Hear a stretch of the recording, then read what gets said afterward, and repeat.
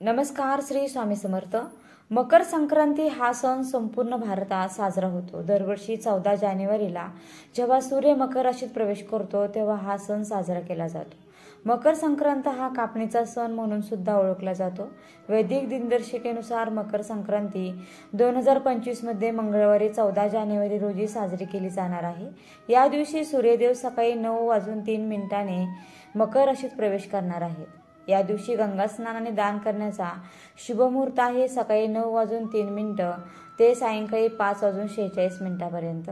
या शुभमुहूर्तावरती गंगा स्नान करून जो दान करतो त्याला त्याचे चांगले फळ मिळते. तसेच सूर्याचे मकर संक्रमण बालव कर्णावर होत असल्याने वाहन वाहक असून उपवाहन घोडा आहे. संक्रांतीने पिवळे वस्त्र परिधान केले असून हातात गदा घेतली आहे. तिने केशराचा टिळा लावलेला आहे. वयाने ती कुमारी असून बसलेली आहे. वासाकरिता जाईचे फूल घेतलेले आहे. पायस बक्षिण करत आहे. जातीने ती सर्प आहे. भूषणार्थ मोती धारण केला आहे. संक्रांत कालावधी हा 8 तास 42 मिनिटे असा पवित्र कालावधी असणार आहे. प्रत्येक महिला संक्रांतीला नवीन साडी खरेदी करत असते किंवा काही महिला अगोदरच्या साड्या देखील घालतात. पण आपण जेव्हा अगोदरच्या साड्या घालत असतो तेव्हा शास्त्रानुसार या 3 साड्या चुकून सुद्धा संक्रांतीला घालू नये, कारण हे खूप अशुभ मानलं जातं. आपल्याला काही गोष्टी माहीत नसतात आणि त्यामुळे आपल्याकडून चुका होतात आणि नंतर मात्र आपल्याला त्याचे परिणाम भोगावे लागतात. कोणत्या आहेत त्या 3 साड्या आपण जाणून घेणार आहोत. अशा साड्या घातल्यामुळे आपल्याला नेहमीच अडचणीचा सामना करावा लागतो. तर संक्रांतीच्या पवित्र दिवशी चुकूनही या 3 साड्या घालू नये. या दिवसाचे धार्मिक महत्त्व प्रथम आपण जाणून घेऊयात. या दिवशी स्वर्गाचे दरवाजे उघडतात असं मानलं जाते.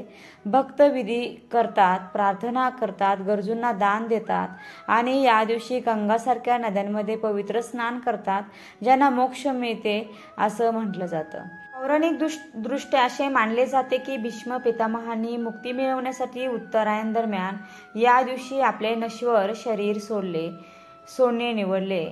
या पवित्र सणाला स्त्रियांना प्रश्न पडतो की या दिवशी कोणत्या रंगाची साडी नेसावी किंवा कोणत्या रंगाची साडी चुकूनही देखील नेसू नये. आपल्या हिंदू धर्मामध्ये प्रत्येक रंगाला वेगळं असं आणि अनन्य असं महत्त्व आहे, कारण प्रत्येक रंग तुम्हाला एक वेगळी ऊर्जा प्रदान करत असतो.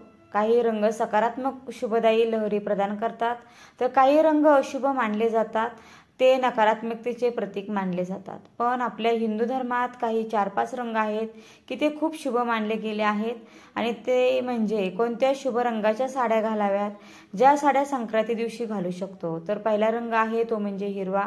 तो हिरव्या रंगाच्या साडी किंवा हिरव्या रंगाच्या बांगड्या देखील आपण घालू शकतो. दुसरा रंग आहे तो म्हणजे लाल. तिसरा रंग आहे तो म्हणजे गुलाबी आणि चौथा रंग आहे तो म्हणजे केशरी. आपल्या हिंदू धर्मामध्ये काळा रंग हा सुद्धा अशुभ मानला जातो. कोणत्याही देव कार्यामध्ये किंवा शुभ कार्यामध्ये आपण काळा रंग वापरत नाही. परंतु मकर संक्रांती हा एकमेव सण असा आहे की या दिवशी आपण काळ्या रंगाची साडी आवर्जून घालतो. यावर्षी तुम्ही काळ्या रंगाची वस्त्र किंवा काळ्या रंगाची साडी देखील नेसू शकता. त्यानंतर 5वा रंग आहे तो म्हणजे पिवळा. जर आपण संक्रांत दिवशी पिवळा रंग धारण केला तर आपल्याला भगवान विष्णूंचा आशीर्वाद देखील प्राप्त होतो. भगवान विष्णूंना पिवळा रंग अत्यंत प्रिय आहे. तसेच पिवळ्या रंगामुळे आपला गुरुग्रह देखील बळकट होतो. वास्तुशास्त्रानुसार पिवळा रंग अहिंसा, प्रेम, आनंद आणि ज्ञानाचं प्रतीक मानला जातो. शास्त्रानुसार हा रंग सौंदर्य आणि आध्यात्मिकता वाढवतो. विशेषतः हा रंग दर गुरुवारी परिधान केला तर आपल्याला त्याचे शुभ फळ पाहायला मिळतात. परंतु संक्रांतीने पिवळे वस्त्र परिधान केल्याने तो रंग या संक्रांतीला घालू नये. त्यानंतर जे काही उरलेले रंग आहेत त्यामध्ये आकाशी रंग असेल किंवा जांभळा रंग असेल तर त्या रंगाची साडी देखील तुम्ही घालू शकता. आता पिवळ्या रंगाची साडी संक्रांती दिवशी चुकून सुद्धा घालायची नाहीये किंवा तुमच्या एखादी अगदी लाल रंगाची साडी असेल मात्र त्यावर पिवळ्या रंगाची काही छटा असेल तर अशी साडी देखील आपल्याला संक्रांतीला घालायची नाहीये. एखाद्या साडीवर पिवळा ब्लाऊज मॅचिंग होत असेल तर असा ब्लाऊज देखील आपल्याला या दिवशी घालायचा नाहीये. तसे संक्रांत पिवळ्या रंगावरती आले असल्याने आपल्याला पिवळ्या रंगाची साडी ही चुकून देखील नेसायची नाही. आपल्याला काही गोष्टींची काळजी जरूर घ्यायची आहे.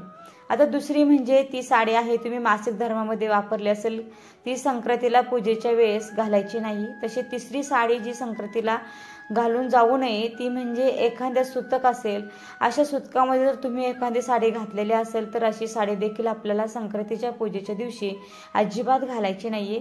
तसेच मृत व्यक्तीची कपडे सुद्धा संक्रांतीच्या दिवशी घालू नये असं म्हटलं जातं. तसंच सुवासिनीच्या सणाला महिलांनी चुकून सुद्धा सफेद किंवा म्हणजेच पांढरा रंग परिधान करायचा नाहीये. विधवा महिला वापरत असतात आणि म्हणून संक्रांतीच्या दिवशी सुवासिनीने पांढरा रंग अजिबात घालायचा नाहीये. तरी या दिवशी आपण सफेद रंगाची साडी घालायची नाही. तसेच सफेद रंगाचा ब्लाऊज देखील, तसेच पिवळ्या रंगाचा ब्लाऊज देखील आपल्याला घालायचा नाहीये. पिवळ्या रंगाच्या बांगड्या, पांढऱ्या बांगड्या, टिकली देखील घालायची नाहीये. संक्रांतीच्या हे नियम आपल्याला पाळायचे आहेत. प्रत्येक स्त्रिया ह्या बांगड्या भरत असतात. 16 शृंगारामध्ये बांगड्यांचा समावेश असतो आणि त्यामुळे आपल्याला हिंदू धर्मामध्ये बांगड्यांना सुद्धा विशेष महत्त्व आहे. संक्रांतीला सर्व स्त्रिया छान छान काठपदराच्या साड्या घालतात, ओसायला जातात, हळदी कुंकू करतात, तिळगुळ देतात. त्यामुळे आपल्याला हातामध्ये 2-2 तरी का होईना काचेच्या बांगड्या असायलाच पाहिजे. त्यातले त्यात तुम्ही हिरव्या रंगाच्या बांगड्या घालण्याचा प्रयत्न जरूर करा, कारण हिरवा रंग हा शुद्ध आणि सौभाग्याचं प्रतीक मानला जातो. त्यामुळे असं सुद्धा म्हटलं जातं की हिरव्या रंगाच्या बांगड्या घातल्यामुळे त्यांच्या सौभाग्यामध्ये वृद्धी होते, वाढ होते, म्हणजेच त्यांचे पतीचे आयुष्य हे वाढते असे. सर्व सौभाग्यवती स्त्रिया लाखेचा चुडा घालतात. त्यांनी खूप अनन्यसाधारण असं महत्त्व आहे. त्यामुळे तुम्ही सुद्धा हातामध्ये लाखेचा चुडा या दिवशी सुद्धा आवर्जून घालायचा आहे.